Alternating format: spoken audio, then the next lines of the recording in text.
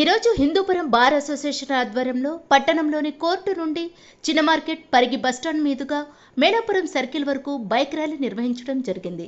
Bike rally అనంతరం కర్నూలులో శాశ్వత హైకోర్టు బెంచ్ గురించి మాట్లాడుతున్న న్యాయవాది కనిశెట్టిపల్లి వినోద్ కుమార్ శాశ్వత హైకోర్టు బెంచ్ ని ఏర్పాటు చేస్తామని చెప్పడం జరిగింది.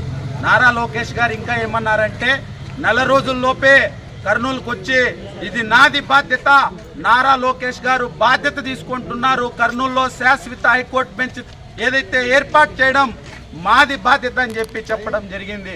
అయితే పేరుకు మాత్రమే మాటలు చెప్తున్నారు కానీ ఆచరణలో మాత్రం చేసింది లేదు.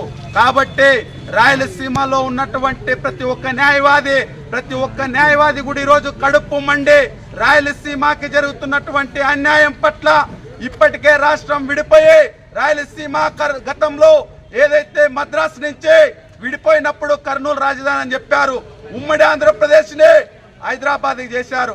మళ్ళా కూడా మన తెలంగాణ విడిపోయినప్పుడు ఈరోజు రాష్ట్ర రాజధాని రాయలసీమ కోల్పోయింది. హైకోర్టును కూడా కోల్పోవడానికి మేమెవరు సిద్ధంగా లేము. కాబట్టి ఈరోజు ఏదైతే ప్రభుత్వం ఇచ్చినటువంటి మాటని నిలబెట్టుకోవాలనేటటువంటి ఒక ఉద్దేశంతో న్యాయవాదులంతా కూడా ఈరోజు ఆగ్రహం వ్యక్తం చేస్తున్నాం.